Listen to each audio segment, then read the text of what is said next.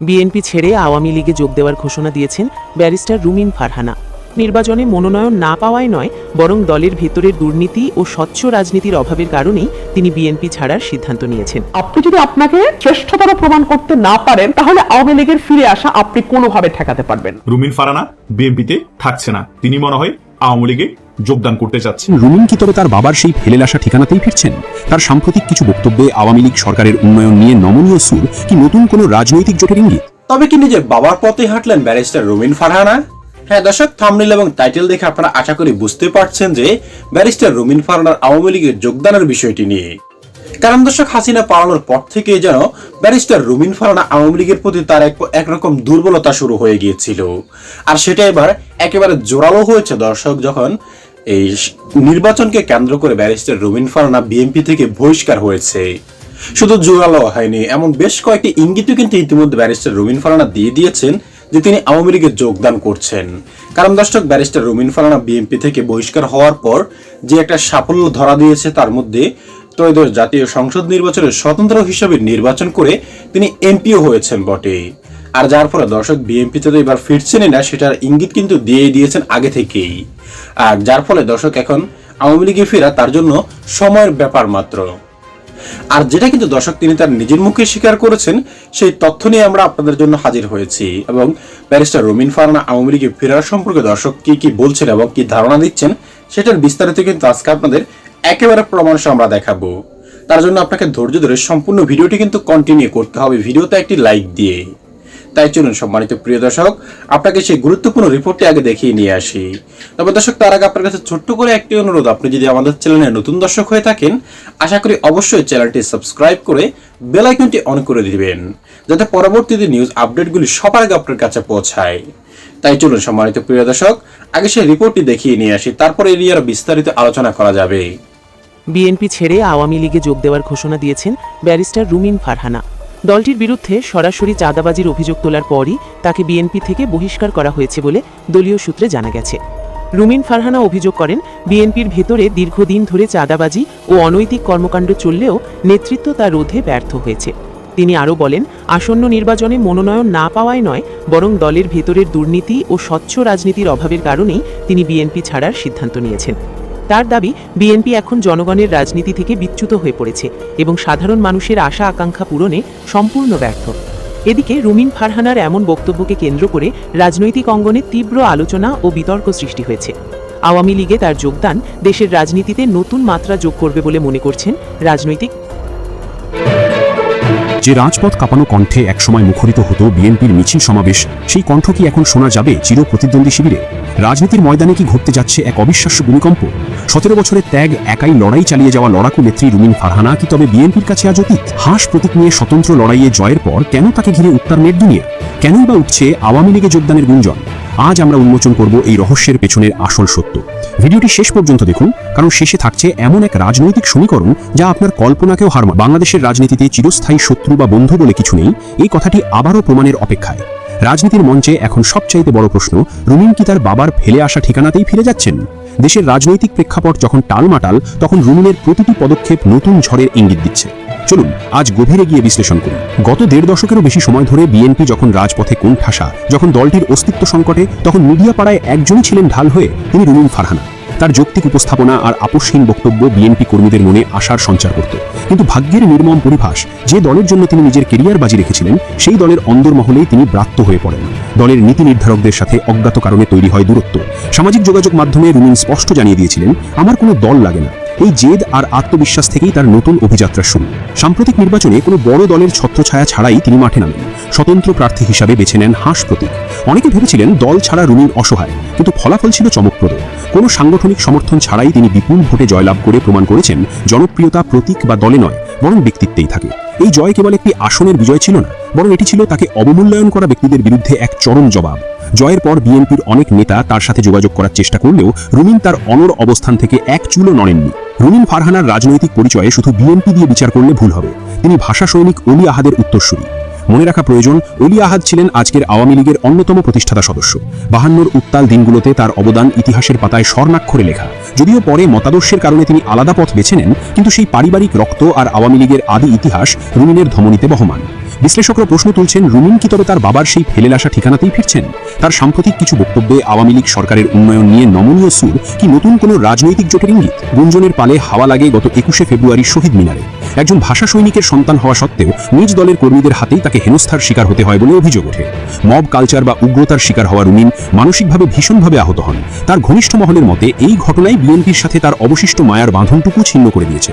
এরপর থেকেই সামাজিক যোগাযোগ মাধ্যমে তার প্রতিটি পোস্ট এবং পাবলিক স্টেটমেন্ট নতুন কোনো নাটকীয় মোড়ের কথা বলছে। 5ই আগস্ট পরবর্তী প্রেক্ষাপটে আওয়ামী লীগ যখন এক কঠিন নেতৃত্ব সংকটের মধ্য দিয়ে যাচ্ছে, তখন রুমিন ফারহানার মতো একজন তুখোড় বক্তা ও শিক্ষিত নেত্রীকে পাওয়া হবে দলটির জন্য বিশাল প্লাস পয়েন্ট। অন্যদিকে ফজলুর রহমানের মতো ত্যাগী নেতাদের অবমূল্যায়নের বিষয়টিও বিএনপির জন্য চিন্তার কারণ। রাজনীতিতে স্বার্থ আর যোগ্যতার সংঘাত যখন চরমে ওঠে, তখনই জন্ম নেয় নতুন কোনো ইতিহাস। রুমিন কি পারবেন চির প্রতিদ্বন্দ্বী শিবিরে গিয়ে নিজের জায়গা গড়তে, নাকি স্বতন্ত্র পরিচয়েই গড়ে তুলবেন নতুন কোনো ধারা? রুমিন ফারহানার ভবিষ্যৎ পদক্ষেপ বাংলাদেশের রাজনীতিতে এক অভাবনীয় পরিবর্তন আনতে পারে। তবে শেষ পর্যন্ত তিনি কি করবেন তা সময়ই বলে দেবে। আপনাদের কি মনে হয়, রুমিন ফারহানার কি আওয়ামী লীগে যোগ দেওয়া উচিত, নাকি স্বতন্ত্র নেত্রী হিসেবেই তিনি বেশি শক্তিশালী? প্রিয় ভাইরা আমার, আপনাদের প্রত্যেকের কাছে আমি, আমার পরিবার, আমরা সবাই ভীষণভাবে কৃতজ্ঞ। আল্লাহর পরে এই জমিনের মাটিতে আপনাদের পরিশ্রম, আপনাদের কষ্ট, দল থেকে আপনাদের বহিষ্কার, কিন্তু যে কোনো কিছু দেখতে আমার পাশে আপনাদের দাঁড়ানো, আপনাদের এই ভালোবাসার ঋণ আমি কিভাবে পরিশোধ করবো জানি না। ইনশাআল্লাহ আগামী 5টা বছর আপনাদের সুখে দুঃখে বিপদে আপদে এলাকার উন্নয়নে অগ্রগতিতে আপনাদের সাথে আপনাদের পাশে থেকে আমি সরাইল এবং আশুগঞ্জকে একটা মডেল এলাকা করতে চাই। আপনারা যদি আমার পাশে থাকেন, আপনারা যদি আমাকে সহযোগিতা করেন, আমি ইনশাআল্লাহ এটি করতে পারবো, আমার বিশ্বাস। আমি আজকে রমজানের 18 রমজান শেষ হলো, আমি আল্লাহর দরবারে হাত তুলি। আপনাদের কাছেও আমার অনুরোধ, আপনারা আল্লাহর দরবারে হাত তুলবেন। রোজাদারের দোয়া আল্লাহ ফেলেন না। ইফতার সামনে রেখে কোন রোজাদার যখন দোয়া করেন, আল্লাহ সেই দোয়া নাকি কবুল করেন।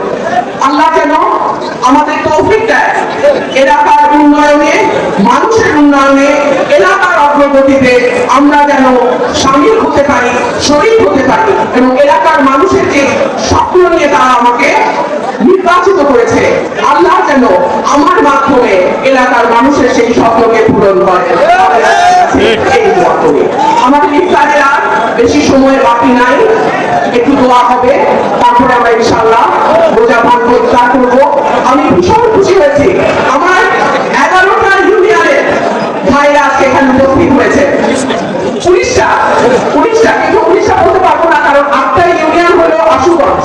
আশুগঞ্জ কি আজকে এসছে? আমার মনে হয় না। আপনার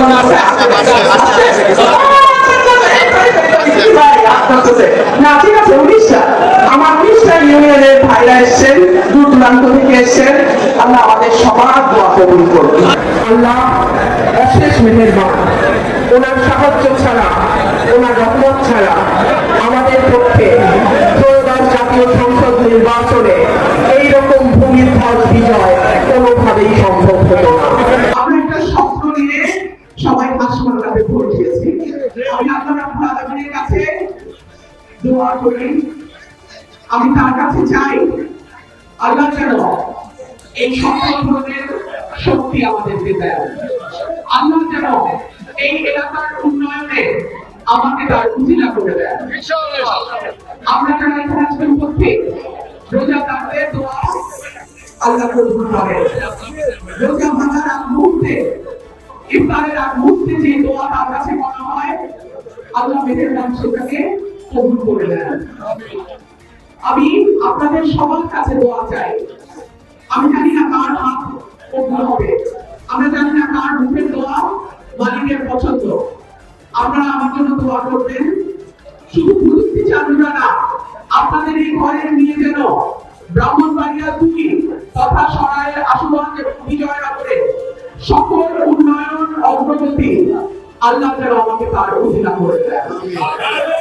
রাস্তাঘাট, স্কুল, মাদ্রাসা, কলেজ, চিকিৎসা কেন্দ্র, স্বাস্থ্য কেন্দ্র থেকে শুরু করে যেই জায়গাগুলোতে আমরা আশানুরূপ অগ্রগতি লাভ করতে পারি নাই, পিছিয়ে আছি। আল্লাহ যেন আমাদের হাতকে কবুল করেন। আমরা যেন এলাকার মানুষকে, আমাদের ভোটারকে, এই স্বপ্ন নিয়ে তারা আসনকে নির্বাচন করেছে, ভোট দিয়েছে, তাদের সেই স্বপ্ন যেন আমরা পূরণ করতে পারি। সম্মানিত দর্শক শ্রোতা, রিপোর্টটিতে তো ব্যারিস্টার রুমিন ফারহানার আওয়ামী লীগে ফেরার গুঞ্জনগুলি এক এক করে শুনলেন এবং তার নিজের বক্তব্য কিন্তু আপনারা শুনেছেন।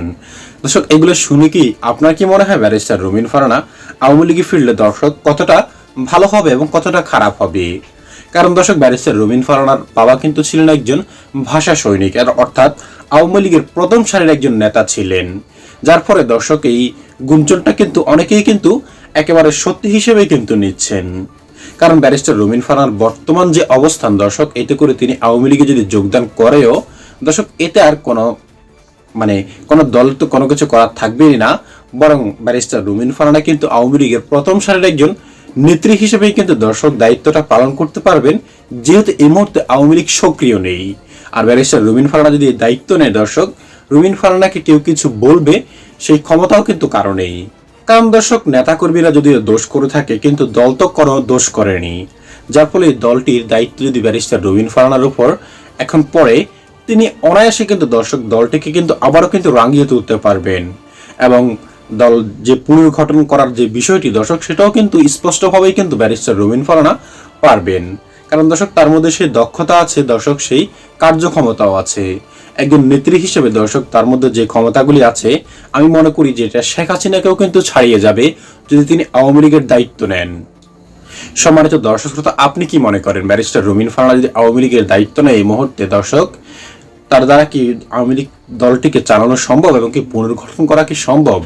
দর্শক, অবশ্যই আপনার মূল্যবান মতামতটুকু আমাদের কমেন্ট বক্সে লিখবেন, কারণ আপনাদের মতামতটুকু আমাদের কাছে অনেকটাই গুরুত্বপূর্ণ দর্শক। বিশেষ করে রুমিন ফারহানার যে তথ্যগুলি রয়েছে দর্শক, সেগুলি সবার আগে পেতে হলে এখনই আমাদের চ্যানেলটি সাবস্ক্রাইব করে বেল আইকনটি অন করে দিবেন। আজ এই পর্যন্ত দর্শক, আশা করি সকলে অনেক ভালো থাকবেন। শেষ করছি এখানে, তবে দর্শক তার আগে একটি কথা না বললে নয় আপনাদের। এতক্ষণ ধরে যত ভিডিও ক্লিপ এবং ফুটেজগুলি আপনারা দেখেছেন ভিডিওতে দর্শক, এই সকল কিছুই কিন্তু আমরা সোশ্যাল মিডিয়া থেকে সংগ্রহ করেছি, অর্থাৎ এখানে আমাদের নিজস্ব কোনো বক্তব্য অথবা মতামত কোনো কিছুই নেই। ভালো থাকবেন আজ এই পর্যন্ত দর্শক।